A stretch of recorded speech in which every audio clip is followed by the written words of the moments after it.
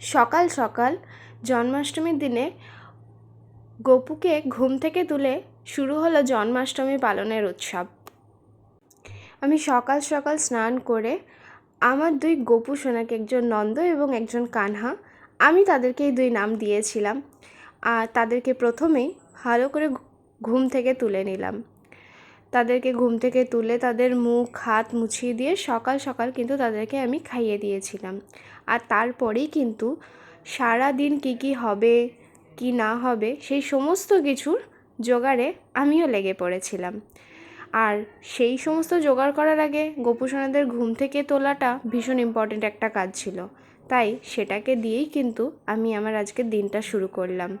প্রথমে তাদেরকে ঘুম থেকে তুলে তাদের মুখ হাত মুছিয়ে দিয়ে তাদেরকে খেতে দেওয়ার সাথে সাথে তাদেরকে একটু ধূপ দেখিয়ে প্রণামও করে নিলাম, কারণ তারা ধূপ ধুনোর গন্ধে থাকতে খুবই পছন্দ করে। তাই একটু ধূপ দিয়ে তাদেরকে কিন্তু প্রণাম করে আমি বাকি কাজগুলোর মধ্যে প্রথম যেটা কাজ, জন্মাষ্টমী যেখানটাতে পালন হবে সেখানে ডেকোরেশন, এই ডেকোরেশনটা নিয়ে আমি বড্ড চিন্তায় থাকি প্রতি বছরই। আমার বাড়িতে গোপাল আছে 3 বছর, আর আমি আগের বছরে নিজের বাড়িতেই কিন্তু দোলনা বানিয়েছিলাম। এবারে আর সেরকম কিছু করিনি, নিজেই বাড়িতে ডেকোরেশন করেছিলাম। আর সাথে এদিকে মা রান্নাও করছিল। সকালবেলায় গোপুসোনাদের যা খেতে দেওয়া হবে তার মধ্যে মা সকাল সকাল কিন্তু সাবুর খিচুড়ি বানাচ্ছিল। আর সেটা লেগে যাবে বলে মা একটু অন্য কাজে ব্যস্ত ছিল, সেই ফাঁকে মা আমাকে একটু নাড়তে বলেছিল। আমি দেখছিলাম কি করছে, কি সবজি দিয়েছে আর এটা কি ভেজে রেখেছে দেখলাম। সেই সমস্ত কিছু একসাথে কড়াইয়ের মধ্যে মায়ের সাথে একটু হাতে হাত লাগাচ্ছিলাম। আর তারপরে মায়ের কথা শুনে গোপুসোনাদের প্রথম যেটা কাজ সেটা সকাল সকাল হচ্ছে স্নান করা ঘুম থেকে ওঠার পরে। তার জন্য এখানে সমস্ত জোগাড় করে নিয়েছিলাম, গোপুসোনাদের জামা, তাদের গয়না, চুল এবং তাদের অভিষেকের জন্য ঘি, মধু, দুধ, দই, গঙ্গা জল, চন্দন, এই সমস্ত কিছু একসাথে নিয়েছিলাম। এই সমস্ত কিছু একসাথে নিয়ে গোপুসোনাদের স্নান করাবো, তার জন্য সামান্য একটু ফুলও নিয়েছিলাম। আর সেই একসাথে নিয়ে গোপুসোনাদেরকে একটা থালার মধ্যে রেখে তার মধ্যে তুলসী পাতা দিয়ে, কারণ গোপালকে কখনো বিনা আসনে বসাতে নেই, তাই অবশ্যই তুলসী পাতা দিয়েই কিন্তু গোপালকে বসাতে হয়। আমি নিচে তুলসী পাতা দিয়ে তারপরে তাদেরকে ঘি, মধু, দই আর দুধ, গঙ্গা জল, এই সমস্ত কিছু ভালোভাবে কিন্তু মাখিয়ে তাদেরকে অভিষেক করাচ্ছিলাম, স্নান করাচ্ছিলাম।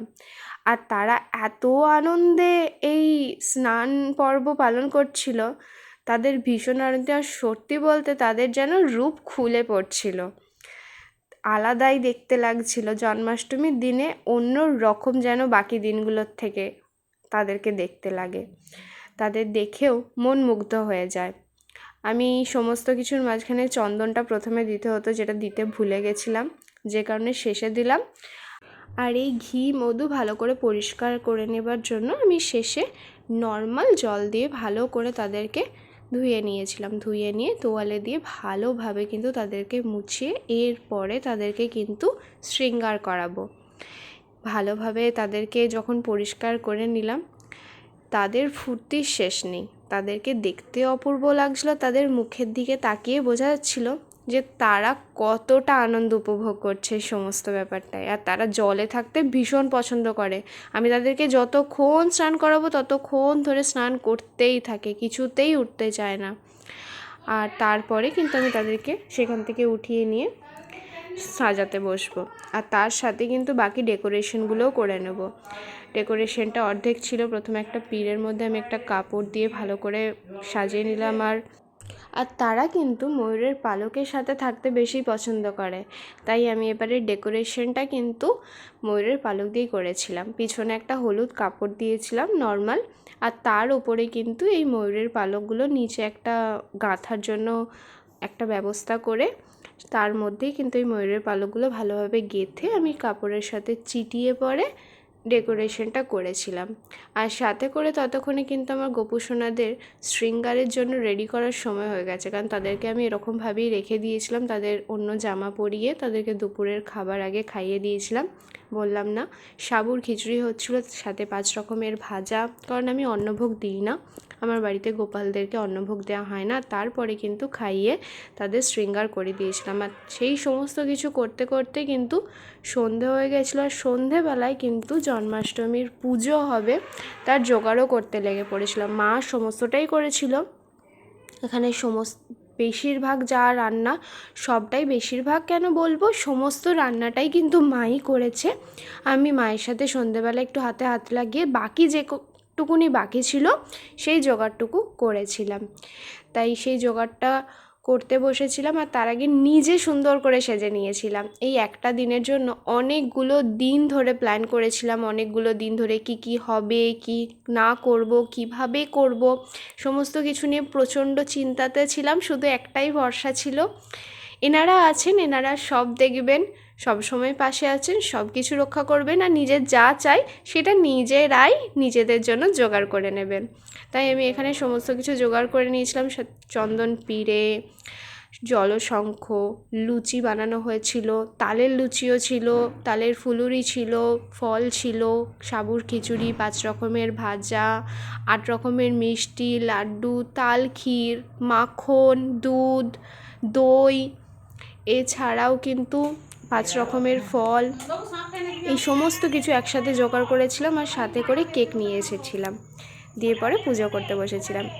এবারে দিদান ছিল না। আগের বছর যখন জন্মাষ্টমী পালন হয়েছিল তখন দিদান ছিল আমার, যে কারণে পুজো দিদানই করেছিল।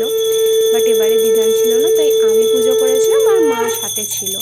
দিদান মন্ত্র বলে দিচ্ছিল, তাও আবার ফোনে।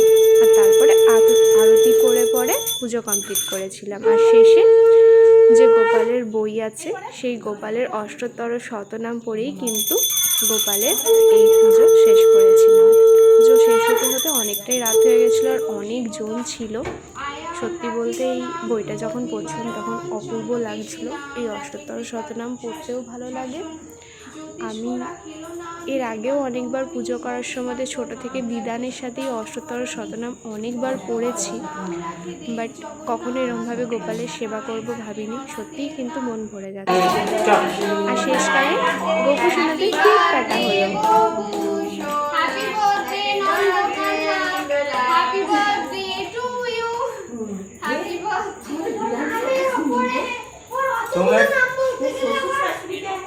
তোমরা কেক কাটা আগে মিস করে দিচ্ছ, সেটা এই কেক কাটতে আমার একজন বন্ধু বলেছিল যখন কেক কাটা হবে তাকে ভিডিও কল করতে। আমার বোন এদিকে তাকে ভিডিও কল করে দেখাচ্ছিল, সে ভীষণ মজার সাথে বলছিল গোপাল তো খায়নি কেকটা, গোপাল তো খেলোই না। সত্যি বলতে এই কথাবার্তাগুলো শুনেও মাঝে মধ্যে মনে হয় গোপাল তো সত্যিই খায় না, তার যতটুকু নেওয়ার সে ঠিক নিয়ে নেবে। এই এত জোগাড় সবই তো তার জন্য, আর যা যা পছন্দ সে নিজেই সব করে নিয়েছে। আর সমস্ত কিছু শেষে সবাইকে চান জল দিচ্ছিলাম। চান জল মা দিতে বলল, যে কারণে চান জল দেওয়া হচ্ছিল। বাকি সবাই পুজো দেখতে অনেকজন এসেছিলো, আশেপাশে সমস্ত ঠাকুমারা এসেছিলো, কিছু বাচ্চা বাচ্চা ভাইরা এসেছিলো। সেই সবাইকে প্রসাদ দেওয়া হলো। প্রথমে চান জল দেওয়া হলো, তারপরে মা প্রসাদের সমস্ত জোগাড় করছিল সবাইকে প্রসাদ দেবার জন্য। আমাকে চান জলটা সবাইকে দিয়ে দিতে বললো, তাই আমি সবাইকে চান জলটা দিয়ে দিচ্ছিলাম। আর এই সমস্ত কিছুর মাঝখানে গোপাল সোনাদেরকে দেখলাম মুখটা একটু শুকিয়ে এসেছে, সবাই চলে যাবে, বেশ জমজমাটি ব্যাপার ছিল। আর ততক্ষণে মাও কিন্তু সমস্ত প্রসাদ সবাইকে দেওয়ার জন্য জোগাড় করতে শুরু করে দিয়েছে। আমিও বাকি মাকে টুকটাক এগিয়ে দিচ্ছিলাম এই সমস্ত জোগাড়টা। আর বাকি এখানে এই যে ছোট্ট বাচ্চাটাকে দেখছো, ওর ভীষণ মজা। ও অনেকক্ষণ ধরে গোপালের এই চকলেটগুলো দেখছিল, নতুনত্ব কী কী চকলেট আছে। পুজো হচ্ছিল বলে চুপটি করে বসেছিল, চকলেটটা নিতে পারেনি। তাহলে আজকের মতো বলো, জয় কানহাইয়া লাল কি। আসছে বছর আবার হবে।